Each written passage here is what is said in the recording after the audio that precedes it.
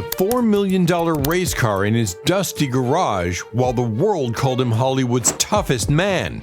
Fans begged for a glimpse, collectors sent offers, but Eastwood never budged. His rivals asked why he'd lock away real racing history instead of showing it off. What secret was he protecting? And why does this Cobra still haunt collectors? Let's find out. 1.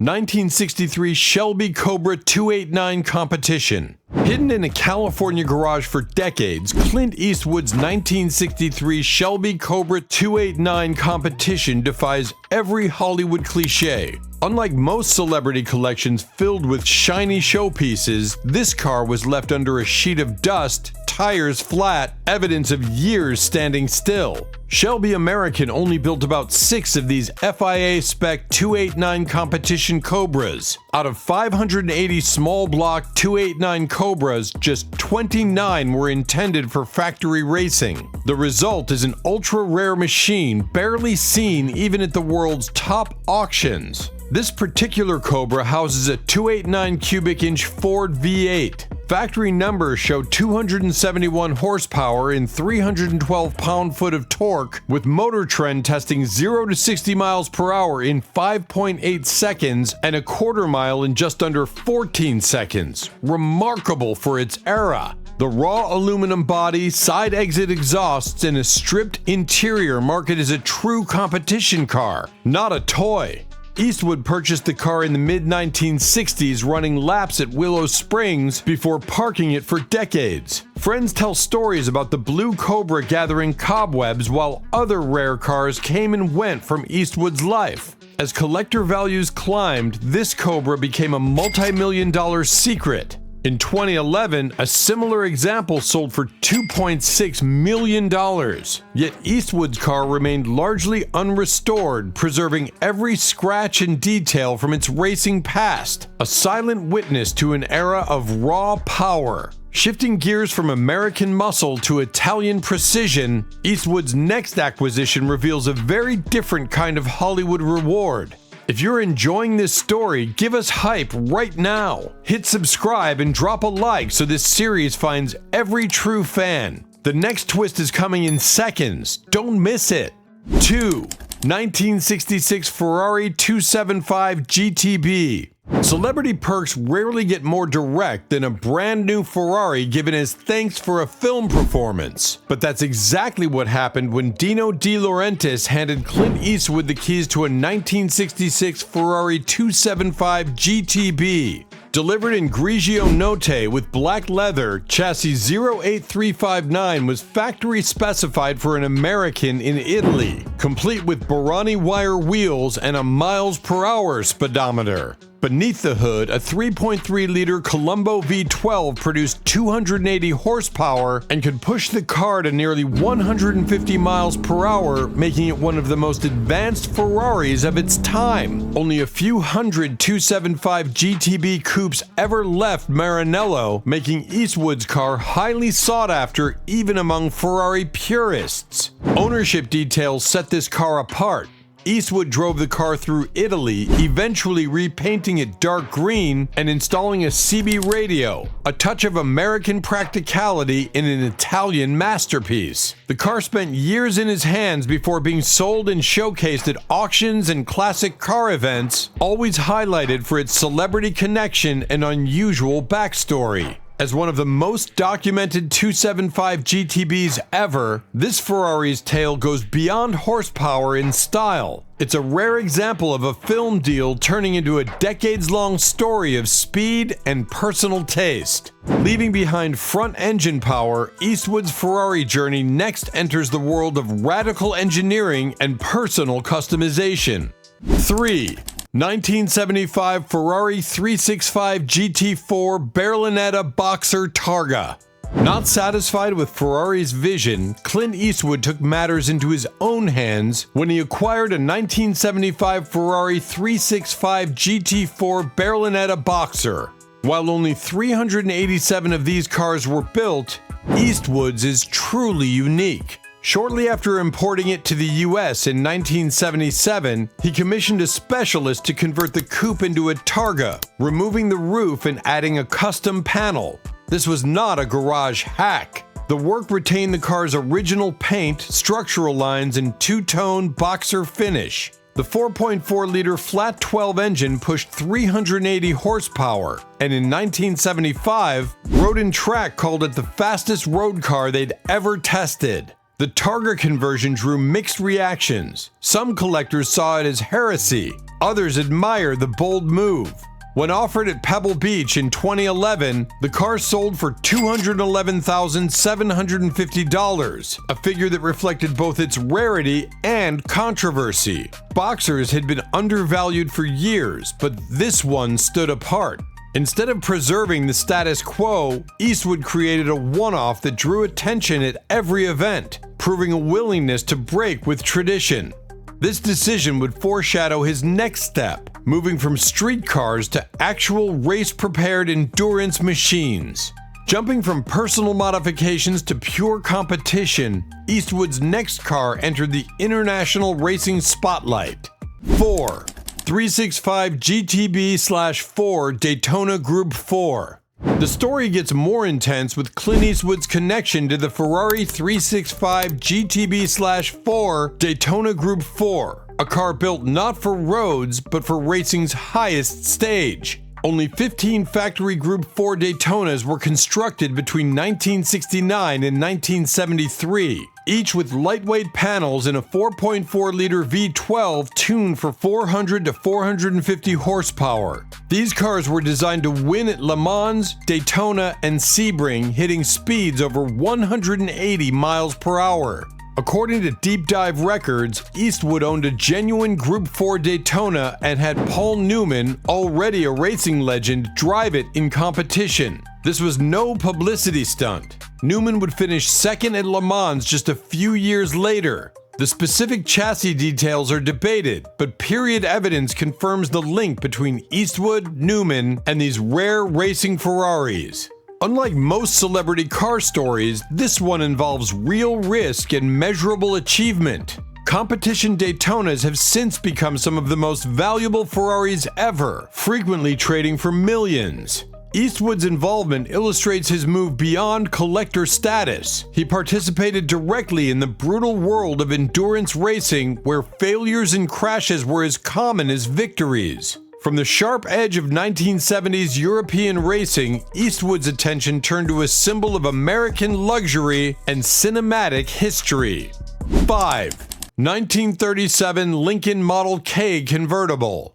A car built in the Great Depression might seem an odd choice for a Hollywood star, but Clint Eastwood's 1937 Lincoln Model K convertible carries weight far beyond its curb presence. With just 977 Model Ks built in 1937 and a massive 414 cubic inch V12 under the hood, this was Lincoln's most expensive and exclusive model. Priced at $4,000 to $5,000, it was available only to America's elite when most families struggled to get by on less than $2,000 per year.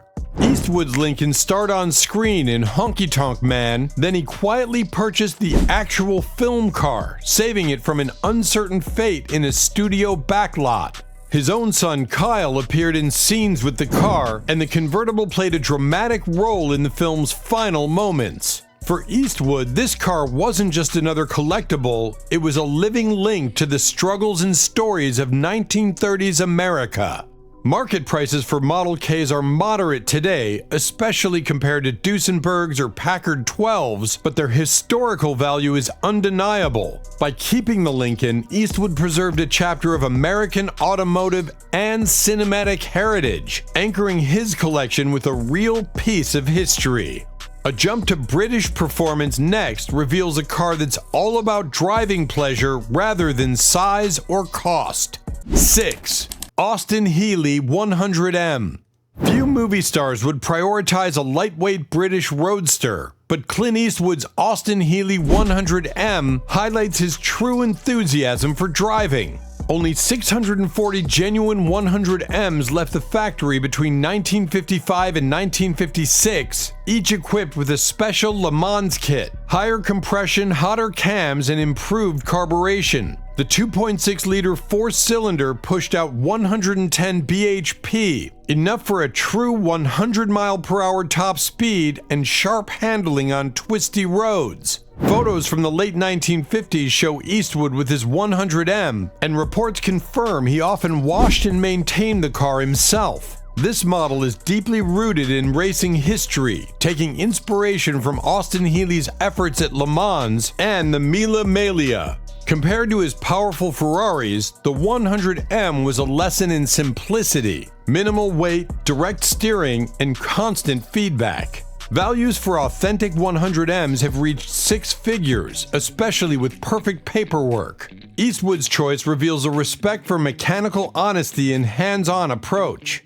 The 100M stands apart from his other cars by being built for feeling, not for show or straight-line speed. Eastwood's attention soon turned to another British machine, this time adding comfort, luxury, and even more historical importance. 7. Jaguar XK150. By the time Clint Eastwood drove his Jaguar XK150 on the set of Play Misty for Me, the car was already part of his private life. Jaguar built 9,382 XK150s between 1957 and 1960, splitting production into roadsters, coupes, and drophead coupes. Engine options range from a 3.4-liter with 190 bhp to a 3.8S model, making 265 bhp and hitting 60 miles per hour in just over 7 seconds. Eastwood's XK150 was no movie prop. It was registered in his name, photographed outside his home, and used for personal drives along the California coast. The car's advanced disc brakes and comfortable ride made it one of the era's most versatile sports cars, capable of handling modern traffic without losing its classic charm. The XK150's place in Jaguar history is significant, closing the legendary XK line before the introduction of the E-Type. Well-documented S models today bring strong prices, but Eastwood's car is remembered for blending daily usability with cinematic presence. By featuring his own car in a major film, he blurred the lines between screen and reality. As tastes shifted, Eastwood's garage welcomed a car that was less about glamour and more about clever engineering fun. 8. Morris Mini Countryman Cooper S. Eastwood's Morris Mini Countryman Cooper S stands out as a practical, modest, yet high-performing outlier among exotics and muscle cars. The Mini Countryman, produced between 1960 and 1967, was the estate version of the famous Mini, with wood-framed sides and a utilitarian shape. Eastwood's example, built in the late 1960s, reportedly used the full Cooper S running gear, a 1,275cc engine, 76 horsepower, and a curb weight under 700 kilograms. Unlike most stars who collected muscle or supercars, Eastwood admired the Mini's blend of utility and racing pedigree. These cars dominated rally events, including Monte Carlo, and were beloved by celebrities from the Beatles to Niki Lauda. The car's British racing green paint, said to be Eastwood's choice, highlighted its roots and understated style. Although more than 200,000 estate Minis were produced, few matched the Cooper S's performance, and even fewer belonged to Hollywood legends. In a garage filled with million-dollar icons, the little Mini Countryman represented real-world ingenuity and charm. With the Mini, Eastwood proved he valued engineering as much as exclusivity. His next car, however, brought attention back to American roads and a gritty cinematic legacy. 9. 1972 Ford Gran Torino Sport. No car in Eastwood's collection is more closely tied to his on-screen legacy than the 1972 Ford Gran Torino Sport. Used as the hero car in the film Gran Torino, this was no limited edition exotic, but a mass-market muscle car built by the thousands. Ford produced nearly 500,000 Torinos in 1972, including about 92,000 Gran Torino Sports. The film's production team found Eastwood's actual car on eBay, Powered by a 351 cubic inch V8 making 248 horsepower, the Torino could reach 60 miles per hour in just over 7 seconds. Impressive for a heavy, early 1970s coupe. The car's deep green paint and distinctive Coke bottle styling set it apart both on-screen and in real life. After filming Wrapped, Eastwood bought the car from Warner Brothers. Gran Torino grossed $270 million worldwide, giving the car instant fame. Unlike his rare European cars, the Torino's value lies in its cultural meaning. It stands for pride, resilience, and change, just like the film's message. Parked beside Ferraris and Cobras, the Gran Torino is a statement. Eastwood collects not only speed and rarity, but also cars with genuine stories. Machines shaped by the roads, races, and roles that defined him. If any car on this list made you question what's really valuable, let us know in the comments below. For more secrets and untold stories, hit the next video. See you there.